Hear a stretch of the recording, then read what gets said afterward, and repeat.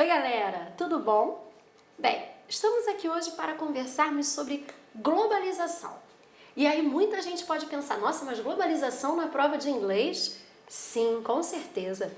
É bom lembrarmos que nas provas de línguas estrangeiras, eles sempre costumam abordar textos atuais, temas que estejam aí em evidência.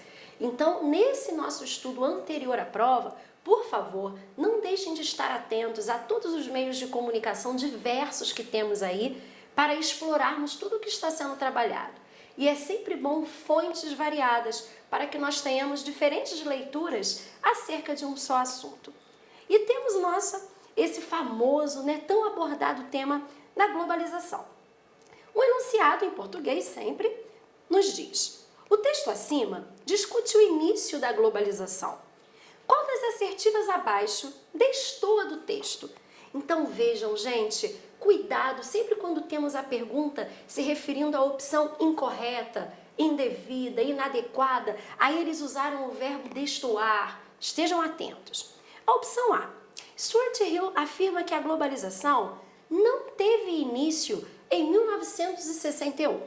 Temos essa data lá, esse ano, e aqui foi dito que nós tivemos o primeiro documento usando esse termo globalização com data de 1961.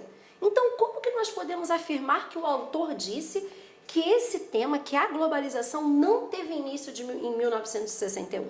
Não, ele diz sim que a primeira ideia documentada da globalização foi em 1961. E aí você pode questionar, ué, mas ele não está afirmando isso. Sim, mas vejam o que nos disse o enunciado. Destoa. A pergunta não foi marque a alternativa incorreta, inadequada, e sim a alternativa que destoa do texto. Esse é o nosso gabarito, pois ela sim destoa do texto. Vamos às demais? Opção B. Para Hill, a globalização começou quando os primeiros navios da Europa chegaram ao sul da Ásia.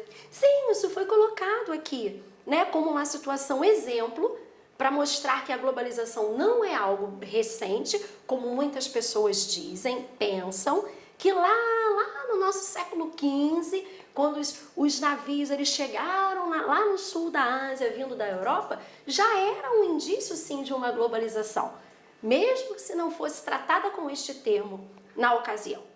Opção C. Alguns podem argumentar que a queda do cristianismo marca o início da globalização. Isso é também citado como um dos indícios que já estaria a acontecer a globalização. Talvez até de modo indireto, não tão às claras. Mas também foi uma situação exemplo citada. E só para pontuar, vocês observem que nós temos alguns vocábulos, como o cristianismo, que eles são parecidos, que você consegue olhá-lo na língua portuguesa e identificá-lo lá no texto em inglês pela semelhança da grafia da escrita deles. Então sempre considerem esses vocábulos que vocês têm facilidade de reconhecê-los no texto. Isso ajuda muito. Opção D. Em 1961, ocorreu o primeiro uso documentado da palavra globalização. Nossa, essa daqui está uma cópia do texto, não tem como ser a opção correta. Temos que marcar a que destoa. E a última opção, letra E, o aperfeiçoamento dos mapas, impulsionando as viagens marítimas, pode ser considerado um ponto de partida da globalização. Então vejam, temos isso também lá no final do texto sendo colocado, Mais uma vez a gente ressalta a importância de lermos até o final o texto. Às vezes antes dos dois últimos parágrafos, já compreendi, posso parar aqui. Não, sigam até o final, façam uma leitura atenta, com afinco. Então a letra E também foi citada, não destoa. Então, repetindo, opção que destoa, que é o nosso gabarito aqui, opção A. Até a próxima. Oi, gente! Bem, hoje temos um papo sobre o tempo verbal presente sendo aplicado, sendo usado, fazendo referência àquelas verdades, aqueles fatos que são tidos como verdades